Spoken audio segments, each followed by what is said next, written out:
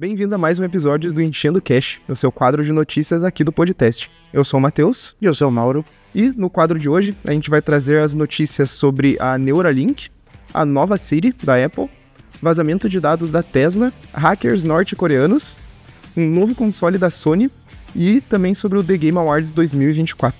Então, se você ainda não é inscrito no canal, se inscreva aqui embaixo, ative o sininho e venha acompanhando mais a gente. E vamos enchendo o cash.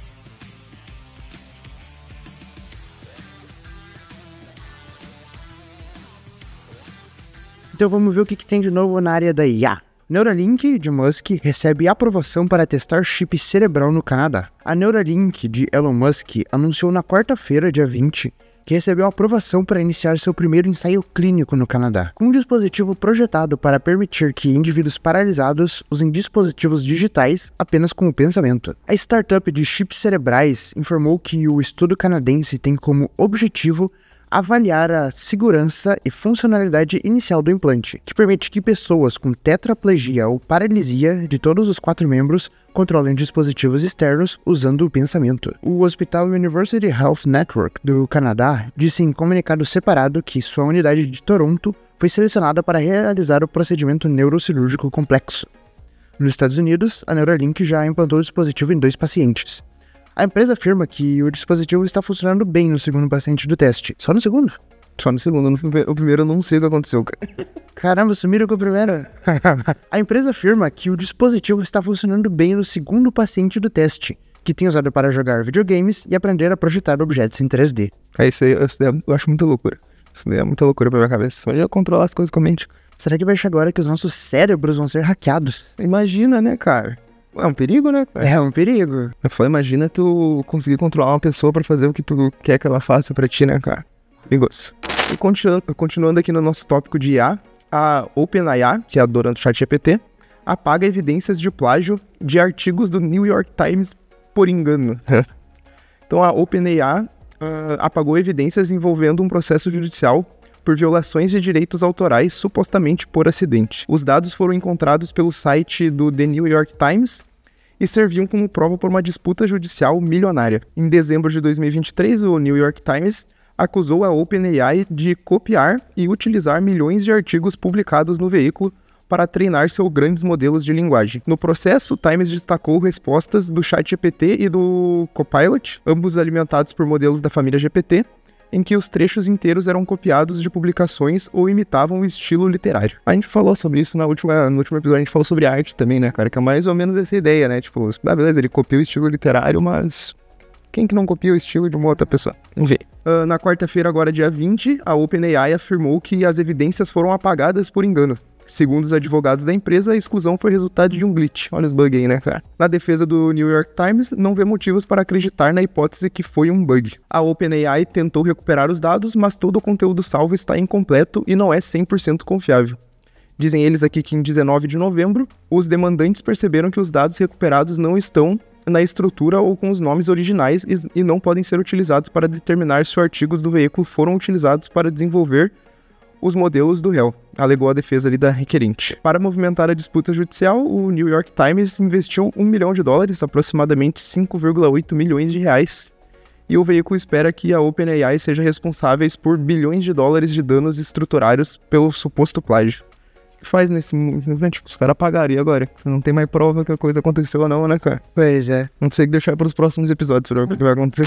Nova Siri da Apple terá IA própria por trás e vai rivalizar com o ChatGPT. A Apple segue desenvolvendo a nova versão da Siri, assistente pessoal de dispositivos da marca. De acordo com o colunista Mark Gurman, da Bloomberg, a reformulação da plataforma tem previsão de lançamento para 2026. Segundo a reportagem, o serviço tem como objetivo correr atrás de ferramentas de inteligência artificial que já usam comandos de voz para receber e entregar conteúdos, como o ChatGPT. Para isso, a maçã está construindo a Siri com múltiplos modelos de linguagem de larga escala, tornando ela mais sofisticada e complexa em conversas e na compreensão e criação de materiais. Os testes, por enquanto, são apenas internos e acontecem em iPhones, iPads e Macs.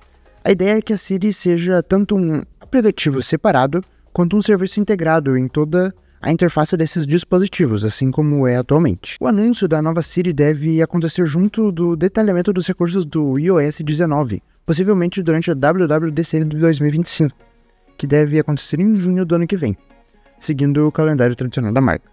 Já o lançamento ficaria apenas para o segundo trimestre de 2026, seguindo as expectativas atuais. E o Apple Intelligence? Boa pergunta. Ainda de acordo com Gurman, a nova Siri vai usar modelos de IA da própria Apple para interagir mais como um ser humano e lidar com tarefas de uma forma próxima ao do ChatGPT e do Gemini. A mudança é bem significativa em relação ao atual funcionamento do assistente pessoal. A reformulação da Siri era um dos projetos da plataforma Apple Intelligence, mas por enquanto, o serviço recebeu apenas algumas das novidades prometidas pela companhia. A ideia é que ela mesma seja integrada ao pacote de recursos, que foi parcialmente liberado pela companhia na mais recente atualização do iOS. Enquanto isso não acontece, o próprio ChatGPT vai ser adicionado ao Apple Intelligence como um modelo de chatbot alternativo, enquanto os próprios modelos internos deles seguem em treinamento. Até o momento, a empresa não se pronunciou oficialmente sobre o caso. Os caras vão usar o ChatGPT pra treinar o chat da Apple, né? Pois é. E agora começando aqui as nossas notícias de cibersegurança. A Tesla teve um vazamento de dados que atingiu 194 brasileiros. Um suposto vazamento de dados proveniente das estações de carga da Tesla atingiu cidadãos ao redor do mundo, de acordo com uma publicação realizada no fórum do cybercriminoso Breachform nessa sexta-feira, dia 22. Segundo as postagens feitas pelo notório leaker Intel Broker, a base de dados das estações da Tesla foram roubadas no dia 19 de novembro de uma empresa terceirizada responsável pelo gerenciamento das informações. O leaker afirma que os dados eram geridos por uma empresa chamada Numocity. No caso, a base vazada não teria responsabilidade direta da Tesla, mas acaba sendo dados da Tesla, né? Então eles respinga para eles também, né? Nos detalhes do vazamento indicam que cerca de 116 mil linhas de registros com dados que incluem o nome completo de cliente, localização, informação de pagamento, número de VIN dos carros, modelo e também a fabricante. Após a análise da empresa White Intel, foi possível checar a presença de 20.167 clientes únicos cadastrados na base e 4.125 funcionários da Tesla. O país mais afetado é os Estados Unidos, com 3.480 cidadãos, e o Brasil também está na lista com 194 credenciais. É pouquinho, mas já é vazamento. A Tesla, a companhia de carros elétricos do bilionário do Musk, né, não possui presença oficial no Brasil, porém os modelos importados já são vistos rodando por aqui. Sobre o vazamento, a estação de cargas não estão presentes no território nacional. A indicação do vazamento é que são de brasileiros que têm credenciais cadastradas de carros lá nos Estados Unidos. E vai dar uma dorzinha de cabeça pra Tesla, eu acho, mas né, cara, eles vão jogar pra baixo do tapete, provavelmente. Normal. Aqui uma outra notícia é que hackers norte-coreanos roubaram 10 milhões de dólares com golpes baseados em IA e malware no LinkedIn. Um grupo de cyberameaças conhecida como Sapphire Slit, associado à Coreia do Norte, é suspeito de ter roubado mais de 10 milhões de dólares em criptomoedas por meio de campanhas de engenharia social realizadas ao longo de 6 meses. 10 milhões em 6 meses é bastante, né, cara? As informações são da Microsoft, que identificou múltiplos clusters de atividades maliciosas relacionadas ao país. Esses agentes criam perfis falsos no LinkedIn, passando tanto como recrutadores quanto candidatos de emprego, com o objetivo de gerar receitas ilícitas para a nação submetida a sanções internacionais. Ativo desde 2020, a Sapphire Slit tem conexões com grupos hackers conhecidos como APT38 e Blue Noroth. Em novembro de 2023, a Microsoft revelou que o grupo havia configurado uma estrutura que simulava portais de avaliação de habilidade para conduzir suas campanhas de engenharia social. Uma das principais estratégias do grupo, utilizada há mais de um ano, é fingir ser um investidor de capital de risco, declarando interesse em empresas-alvos para organizar uma reunião online. As vítimas que caem no golpe tentam ingressar numa reunião, que não existe, né? E recebem uma mensagem de erro. E instruem a entrar em contato com o administrador da sala ou com a equipe de suporte. Se a vítima buscar assistência, os atacantes ali mandam um arquivo, dependendo do sistema operacional, que é usado para supostamente corrigir ali a conexão, né? Mas na verdade o script instala um malware no dispositivo da vítima, permitindo que os atacantes obtenham as credenciais de acessos de carteiras de criptomoeda, facilitando o roubo subsequente. O pessoal ali da Sapphire Slit também foi identificado passando por recrutadores de empresas financeiras renomadas, como a GoldSat no LinkedIn. Os perfis falsos entram em contato com as vítimas, solicitando que eles concluam avaliações de habilidade hospedadas em sites controlados pelos criminosos. Segundo aqui a Microsoft, os cybercriminosos enviam as vítimas para um site com login e senha para acessar o site, fazer login e baixar um código associado ali à avaliação que acaba instalando também o malware ali no dispositivo da vítima. Então, até quando a gente acha que a gente tá se dando bem, né, cara? Imagina que eu quero um investidor pra minha empresa, né? Vem ali os cybercriminosos para nos roubarem, né, cara? Sempre vem os espertinhos. É que nem no último episódio a gente falou sobre o pessoal que pesquisa sobre gato de bengala na Austrália, né, cara? Então, tipo, às vezes é umas coisas nada a ver, mas às vezes é umas coisas que parecem ser sérias também, né? E aqui indo pra nossa última notícia de cibersegurança, o Ghost Tap.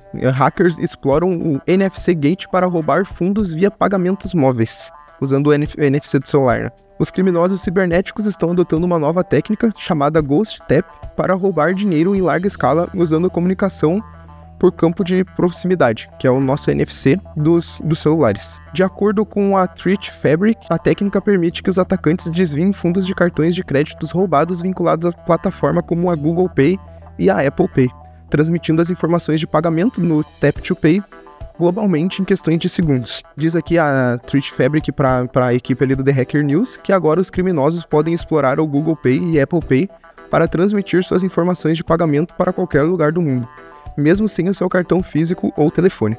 Esses ataques funcionam ao enganar as vítimas a baixarem malwares de internet banking que conseguem capturar suas informações bancárias e senhas de uso único, utilizando um ataque de sobreposição ou um keylogger. O processo utiliza uma ferramenta legítima para pesquisa chamada NFC Gate, projetada para capturar, analisar ou modificar o tráfego de NFC.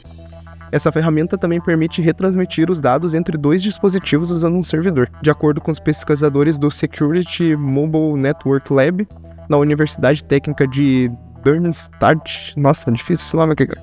Um dispositivo atua como leitor de dados do NFC, enquanto o outro emula um cartão NFC, usando a lógica de Host Card Emulator HCE. Eu só queria entender como é que as pessoas descobrem como é que faz isso, né, cara? Bah... Tipo, eles têm, claro, tem uma ferramenta ali no meio que já era pra estudo, né? Mas como é que os caras conseguem transferir do meu celular pro teu, sendo que tu tá lá do outro lado do mundo e pagar como se estivesse com o NFC normal ali, né, cara? Tem gente que sabe o que tá fazendo. Tem gente que sabe, né, cara? Se usasse pro bem, né? Daí aquele meme lá da sociedade avançada com os carros voadores e tudo mais. Na realidade, os caras roubando dinheiro. Tá curtindo o programa? Então já se inscreve aqui no canal da Testing Company no YouTube e segue a gente no Spotify e no Instagram, @podtesting. Então vamos seguir e ver notícias na área de games. A Sony trabalha em um novo console portátil para concorrer com o Switch, e que também vai ser capaz de rodar jogos de PS5. Há alguns tempos circulam rumores de que a Sony estava trabalhando em um novo console portátil. Dessa vez as informações vêm segundo o portal Bloomberg. Eles dizem que a gigante japonesa está nos estágios iniciais de desenvolvimento desse novo portátil, e ele vai poder rodar jogos de PS5 em qualquer lugar. Embora o dispositivo esteja há anos de ser lançado, e se ele realmente for, a ideia é que ele possa expandir a marca e concorrer e rivalizar com o Nintendo Switch e até mesmo o Switch 2, que também está para ser lançado no ano que vem. Esse novo portátil ele se baseia no portátil atual deles, que é o PS Portal, que foi lançado em 2023 e permite transmitir jogos de PS5 via nuvem. Ainda segundo fontes ouvidas pelo site, a ideia da Sony era que o Portal funcionasse como um dispositivo autônomo, nos moldes do Steam Deck. Não há dúvidas de que um novo portátil capaz de rodar jogos de PS5 seria uma estratégia e tanto para ter novos públicos. Entretanto, caso a Sony esteja de fato desenvolvendo um novo console de mão, o futuro será bem concorrido, visto que o Switch 2 vai chegar em 2025. Além disso, também recentemente o chefe do Xbox, Phil Spencer, confirmou que a Microsoft está trabalhando no seu próprio portátil, mesmo que ainda esteja há anos de ser desenvolvido. Mas o Switch ainda tem aquelas questões que só roda jogo da Nintendo ainda, cara? Não. Já roda tudo agora. Já tem vários, tem The Witcher 3 lá, FIFA, um monte de coisa. Ah, daí faz sentido ser competitivo, né, cara? Na minha cabeça ainda tava rodando só os jogos deles, daí não é. Não, já tá expandido. Legal. Stalker 2 já vendeu 1 milhão de cópias em 2 dias. Com o lançamento no último dia 20 de novembro, Stalker 2 é um game que representa muito para a GCS Game World, que passou por pandemia, guerra na Ucrânia, fogo no escritório, ataques hackers e muito mais. Credo, cara, queriam acabar com eles, né? Tentaram derrubar os caras. E aparentemente, a estreia está sendo um sucesso. O game acabou de chegar na marca de 1 milhão de cópias vendidas. A novidade foi publicada nas redes oficiais do game, que além de ter conseguido um número impressionante de vendas, conseguiu em um período de tempo curtíssimo, de apenas 2 dias. Apesar de 1 milhão de cópias vendidas já ser um indicativo de um excelente começo, vale lembrar outro ponto sobre Stalker 2. Ele também está no Game Pass. Certamente ainda é muito cedo para dizer se a onda de sucesso vai ser mantida, Mas mesmo alguns dias após a estreia, o número de jogadores simultâneos na Steam continua alto, com mais de 86 mil usuários jogando no momento da publicação dessa matéria. Um número impressionante para um título single player. Além disso, após alguns problemas técnicos serem corrigidos, o game pode ganhar mais apelo para o consumidor. Tudo indica que, mesmo em meio às dificuldades técnicas e bugs, o público adorou o Stalker 2 e, com o histórico da desenvolvedora, é muito gratificante ver o reconhecimento após tantos problemas. Outro jogo que deu bom, né? A gente falou no último episódio sobre o Black Ops 6. Sim. Que vendeu bastante também. Esse daí também estourou, né? O Game Pass também dá uma propulsão legal para esses jogos. TGA 2024. O The Game Awards 2024, que é uma das principais premiações da indústria dos jogos, divulgou sua lista de indicados. Ele é considerado o Oscar dos games, e a premiação acontece no dia 12 de dezembro e traz somente 6 nomes para a categoria principal da noite, que é o jogo do ano. Você quer votar no seu jogo favorito? Então basta acessar o site oficial do TGA e selecionar a categoria desejada e deixar o voto. Lembrando que o vencedor será definido também por um júri especializado. Vamos ver quem são os indicados. Astrobot. Aclamado pela crítica e pelo público, Astrobot traz de volta o robozinho que fez sua primeira aparição em Rescue Mission, lançado em 2018. Nesse game, a Sony apresenta um jogo 3D em que a missão é resgatar uma tripulação de bots espalhadas pelas galáxias depois que a nave-mãe foi destruída. O game também brinca com a nostalgia e celebra a história da gigante japonesa, com referências a personagens icônicos como Kratos e Lara Croft. Balatro. Desenvolvido pelo estúdio Local Thunk, Balatro é um jogo indie que combina roguelike e jogos tradicionais de cartas com apostas, como paciência e poker. O diferencial desse game é a jogabilidade. Coringas que alteram o jogo, combos arriscados e mãos de baralho ocultas que mudam conforme a partida acontece. Black Myth Wukong, o famoso jogo do macaco. Confronte seu destino na jornada rumo ao oeste. Black Myth Wukong é um jogo de RPG de ação inspirado na mitologia chinesa e baseado em um dos 4 grandes clássicos da literatura chinesa. No papel do predestinado, o jogador parte uma aventura repleta de desafios, batalhas épicas, feitiços e maravilhas em que será preciso muita estratégia para descobrir a verdade obscura por trás de uma lenda gloriosa do passado. Elden Ring Shadow of the Earth Tree, mais um forte candidato ao jogo do ano, e a única expansão de cada categoria. É lançado como uma DLC de Elden Ring, que foi vencedor dessa mesma categoria em 2022, esse jogo traz mais de 50 horas de conteúdo extra, transportando o jogador para a Terra da Sombra. Shadow of the Earth Tree traz novas armas, itens, sistemas de nivelamento e áreas inéditas. A indicação levantou discussões sobre a inclusão de DLCs, remakes, remasterizações e outros para a categoria principal da noite. Eu acho estranho também. Não dá pra negar. Final Fantasy VII Rebirth, a sequência direta do Final Fantasy VII Remake de 2020 e a segunda parte de uma trilogia que pretende reimaginar o clássico RPG lançado em 97. O game fala sobre a história dos heróis icônicos Cloud, Barret, Tifa, Aerith, Red, 13, eu não joguei Final Fantasy, que escapam na cidade distópica de Midgar em busca do vilão, o espadachim Sephiroth, podendo ser jogado até porque não jogou o game original, o Final Fantasy VII Remake. O jogo mistura uma estratégia e ação, com uma narrativa quase cinematográfica e apresentado em um mundo vasto com missões paralelas e minigames. E para fechar a lista, Metaphor ReFantazio. Nessa fantasia medieval, o jogador controla um herói improvável, cuja missão é salvar o Reino Unido de Eucrônia e seu príncipe. Viajando com sua companheira fada Gálica, o jogador desbrava um mundo de fantasia tentando quebrar a maldição do príncipe perdido.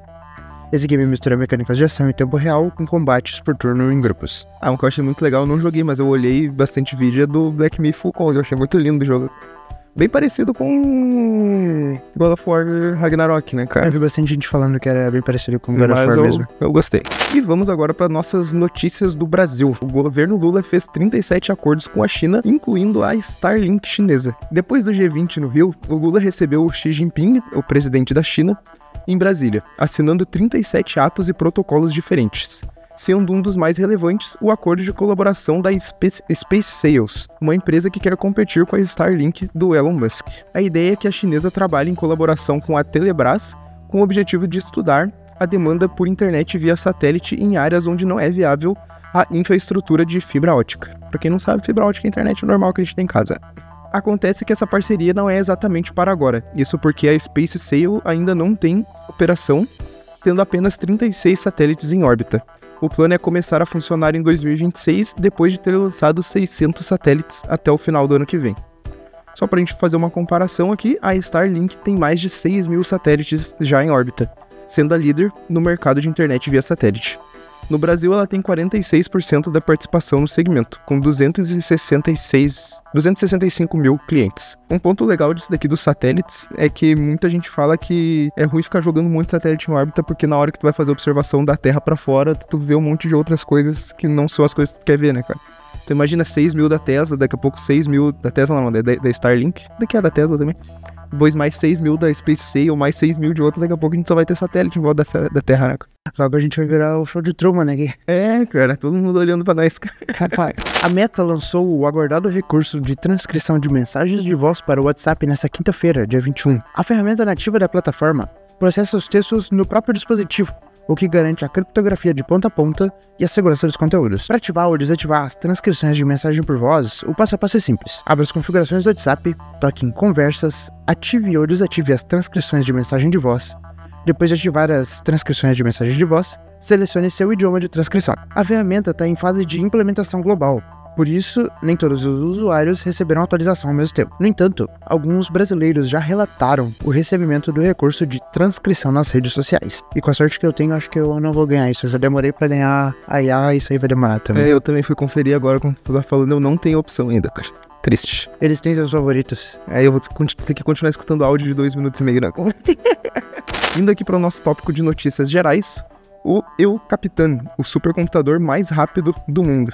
O El Capitan é agora o supercomputador mais potente do planeta, capaz de realizar incríveis 1,742 quintilhões de cálculos por segundo. Ele é tão rápido que desbancou outros gigantes, como o Frontier e o Aurora, que ocupam agora o segundo e terceiro lugar do ranking global chamado Top 500. O El Capitan usa tecnologias da AMD, olha aí a Intel perdendo, né?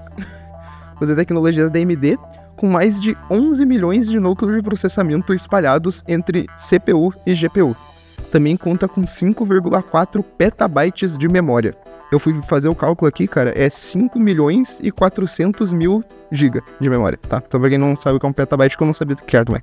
Então é muita memória. Esse supercomputador está localizado na Califórnia, nos Estados Unidos, e pertence a um centro de pesquisa avançado chamado Lawrence Livermore National Laboratory, que desenvolve soluções para a área como energia, segurança e ciência. Além de ser super rápido, o El Capitan também se preocupa com eficiência. Ele aparece entre os 20 mais econômicos em energia do ranking Green 500. Green 500, né? Verde 500.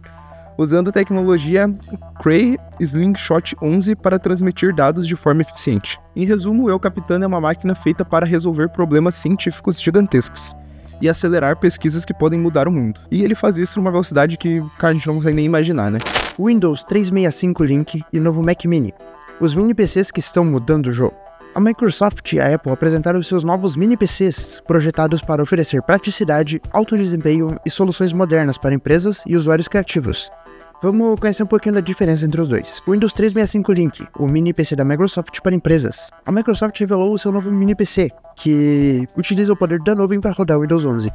Ele é ideal para empresas que buscam soluções econômicas e fáceis de implementar. O 365 Link não precisa de um hardware super potente. Ele realiza todo o processamento de servidores da Microsoft, enquanto o dispositivo funciona como uma ponte para o sistema operacional. Basta conectar um mini PC à energia e a uma tela via HDMI ou DisplayPort e ele vai estar pronto para uso. É uma coisa que eu fiquei pensando aqui, que deve estar uma internet bem boa, né, cara? Tipo assim, será que se acabar a internet tu não trabalha mais?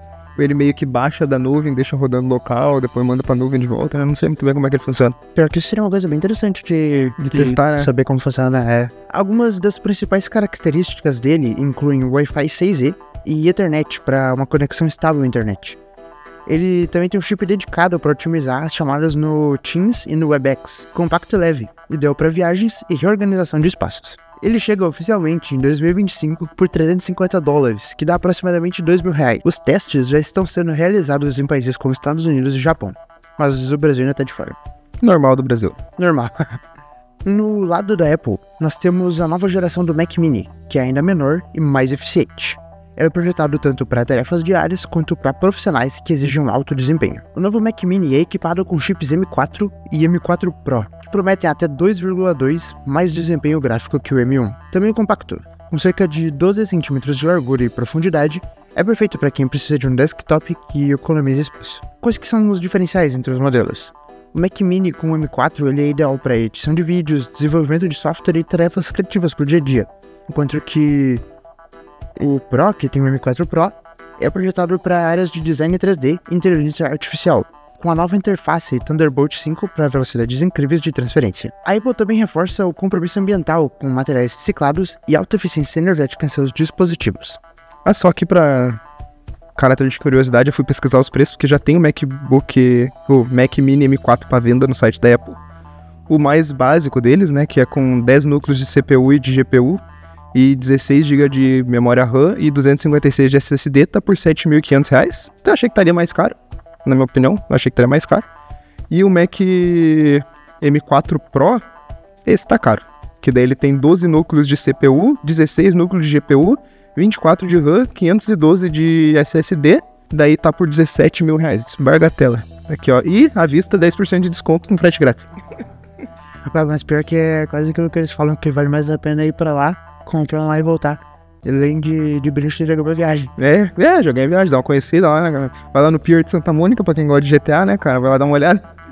O Windows 365 Link foca em simplicidade, custo acessível e uso corporativo, enquanto o Mac Mini combina design compacto com potência gráfica para atender desde criadores de conteúdo até profissionais de alta performance. Ambos os mini PCs mostram como a tecnologia está evoluindo para ser mais prática, poderosa e portátil. O Chrome e o Google vão se divorciar. Nessa semana, o Ministério da Justiça dos Estados Unidos pediu que um juiz obrigasse a Alphabet, que é a dona da Google, né, a vender o seu navegador, como parte de um processo antitrust que acusou de monopolizar o mercado de busca. Nem para que tem uma explicação do que é um processo antitrust, porque eu não sei o que é também, né? Um processo antitrust é uma ação que visa garantir que as grandes empresas não usem seu poder para dominar por completo um mercado e prejudicar a concorrência. Então é proibido comprar tudo dos amiguinhos, né, cara? A principal questão apontada pelo Ministério da Justiça é que a Alphabet pode usar os dados de atividades de 3,5 bilhões de usuários do Google Chrome para direcionar melhor os seus ADs no buscador e ter vantagem sobre concorrentes. E vale lembrar também que o Google é o maior buscador do mundo, né, sendo o principal mecanismo de busca em 82% dos computadores do planeta. E a gente acho que já tinha comentado algumas vezes também que 77% da receita da Alphabet, a dona da Google, ali vem de publicidade, né? Então pegando esses dados de todos os 3,5 bilhões e focando bastante em AD, né, cara, dá muita grana mesmo, né? Para ter uma ideia do impacto do movimento, caso ela seja realmente confirmado, o Google Chrome poderá ser vendido pela Alphabet por aproximadamente 20 bilhões de dólares. No documento, o Departamento de Justiça ainda levanta a possibilidade da Alphabet vender o Android, presente em 3,3 bilhões de celulares, e romper o acordo com a Apple de ser o buscador padrão do iOS, que geraria um impacto na receita de 15 bilhões por ano. Nossa, os Estados Unidos não tá gostando da Google, né, cara? O que fizeram pra eles, né? Isso daí, será que é relacionado ao Google Chrome em si ou Chromium? Não, eu li, acho que eu tirei da notícia, cara, mas a princípio o Chromium não seria afetado. Ah, é só o Chrome em si. É, porque daí o Chromium, como ele é open source, daí acho que não entraria essas questões. Interessante. Porque daí, claro, né, tipo, até um ponto de se levantar, porque tipo, o Edge usa Chromium por baixo, o Opera usa Chromium por baixo, o Brave usa Chromium por baixo. Então, será que o Google realmente não está pegando esses dados para eles, né, cara? Não temos como... Quer dizer, provavelmente temos como saber, mas não temos a informação aqui, né? Mas é um bom ponto de se levantar, né? iPhone 17 Air. Apple aposta em modelo ultra fino para a nova linha. De acordo com Mac Rumors, o modelo pode chegar ao mercado com impressionante 6 mm de espessura, que são 2 a menos que o iPhone 16. A Apple está prestes a redefinir o conceito de smartphones ultra finos com o lançamento do seu novo iPhone, previsto para setembro de 2025. De acordo com informações divulgadas pelo analista Jeff Poole em nota a Haitong International Securities, obtida pelo site especializado Mac Rumors, o modelo pode chegar ao mercado com impressionantes 6 mm de espessura, superando o recorde atual de 6,9 mm mantido pelo iPhone 6. Caso o rumor se confirme, o iPhone 17 Air será cerca de 25% mais fino do que os modelos da linha do iPhone 16, que apresentou espessuras entre 7,8 mm, que são nos modelos padrão e Plus, e 8,25 mm no Pro e no Pro Max. Essa redução significativa é parte de um esforço da Apple em oferecer um dispositivo mais leve e confortável, contrastando com os smartphones cada vez mais robustos das últimas gerações. No entanto, a Apple enfrentará desafios técnicos para equilibrar o design ultrafino com a capacidade de bateria e inclusão de componentes essenciais. Ainda assim, a marca já provou sua competência em criar dispositivos compactos, como o iPod Nano, que tem 5,4 mm, e o iPad Pro, de 13 polegadas, que dá 5,1 mm. Alguns rumores sobre as especificações. Além do design revolucionário, o iPhone 17 Air deve contar com uma tela de 6,6 polegadas e estrutura de alumínios. Segundo o Pooh, o dispositivo terá também uma câmera traseira única de 48 megapixels, câmera frontal de 24 megapixels, chip A19 e 8 GB de RAM, desempenho que vai ser otimizado por Apple Intelligence, Dynamic Island e Modern 5G. E Modem 5G, eu falei Modern. Modem 5G. Eu achei engraçado, várias coisas nessa notícia eu achei engraçado. Primeiro que eles já estão pensando em lançar o iPhone 17, sendo que o 16 lançou faz, 2 meses e flopou, né? Então eles já estão pensando no 17 diferente. Também, eles tiraram as 8 câmeras que tem atrás do iPhone e botaram uma só, né? Voltaram pro padrão, né? A gente tá gravando ali, essa dali tem 3, né? Que parece uma boca de fogão. E eu, sei lá, cara, achei estranho, assim, eles já irem pra um novo iPhone em vez de tentar fazer o 16 rodar, né, cara? Pois é. E eu peguei o 16 na mão quando eu fui na loja, não tem dinheiro pra comprar um iPhone 16, né, cara? É muito caro. E é muito estranho aquele botão lateral que ele tem, cara. Eu fui fazer o teste, eu não sei, cara, eu achei muito diferente, parece que não funciona direito e às vezes funciona. E eu não achei muita vantagem, não sei se eles vão trazer nesse daqui, mas se ele for tão fino assim, provavelmente eles vão se abdicar do botão de novo, né, cara? Sim, sim. Então vamos ver o que vai ser. E pra que vocês não entenderam o que a gente tá falando, olhem os outros episódios, que eu acho que quase todo episódio a gente fala de Apple, né? Então pode conferir nossos outros episódios. Indo aqui para nossa última notícia do dia, uma startup alemã congela corpo por mensalidade. Pra quem acha, mas aqui, antes de eu falar da notícia, né, cara, pra quem acha que é tipo Michael Jackson que se congelou vivo, né, cara, não, brincadeira. Mas essa daqui ela faz um pouco diferente, né? Quando eu botei a notícia aqui, eu também achei que ela tava congelando pessoas vivas, né? Tipo, pessoas doentes que estavam quase ali na beira da morte. Mas não, eles estão congelando pessoas mortas mesmo, tá? Eu vou ler a notícia aqui pra vocês. A Tomorrow Biostasis, uma startup que oferece criopreservação de corpos após o falecimento, por uma matrícula de 200 mil euros, mais uma mensalidade de 50 euros após a morte. A ideia da companhia é, em casos de falecimento, a empresa envia uma ambulância especializada, equipada com uma equipe médica, que inicia o resfriamento do corpo com gelo e água imediatamente. Feito isso, especialistas preenchem o seu corpo com uma solução química, cujo objetivo é preservar ao máximo as suas células. Em seguida, os restos mortais serão transportados para uma instalação na Suíça, onde ficarão armazenados em nitrogênio líquido a cerca de menos 200 graus Celsius. A grande esperança é que a tecnologia médica um dia avance a ponto de conseguir trazer de volta a vida de um corpo que já se foi. A quantidade de pessoas que pagam para ser congelada só cresce, com apenas a startup alemã já contando com 700 membros, que serão congelados após a sua morte. E se tu pudesse, tu pagaria 1,2 milhões de reais pra congelar teu corpo morto? Não. Eu também não. Achei muito estranho, né, cara? Eu não sei se um dia a ciência chegará ao ponto de conseguir ressuscitar uma pessoa. Eu acho muito difícil. Eu também não. Eu já acho difícil a ciência chegar no momento que a gente passe dos, sei lá, 150 anos com tranquilidade, assim, cara. Imagina reviver uma pessoa, né? Mas quem tem dinheiro já morreu. Vai fazer o que com o dinheiro, né, cara? Então é isso, rapaziada. Esse foi o nosso episódio de hoje do Enchendo Cash, que é o nosso quadro quinzenal de notícias aqui do Podcast. Se você quiser ficar por dentro sobre mais assuntos de tecnologia, dá uma olhada nos nossos outros episódios. Já são 15 episódios com convidados abordando temas que são super relevantes, como segurança, inteligência artificial, metodologias ágeis, cascata, entre outros. Aproveita então para seguir a gente no Instagram, que é @podcast, no Spotify e aqui no YouTube, pra ficar por dentro sempre que sair algum novo episódio. Então é isso, e até o próximo Enchendo Cash. Valeu. E aí, gostou do episódio? O Podcasting é produzido pela Testing Company, uma empresa que se dedica a garantir a qualidade e confiabilidade nos produtos de software. Com mais de 14 anos de experiência, a Testing Company oferece soluções personalizadas para diversos segmentos do mercado, como financeiro, saúde, indústria, varejo, tecnologia e entre outros. Confira os links na descrição desse episódio e acompanhe de perto todas as nossas novidades.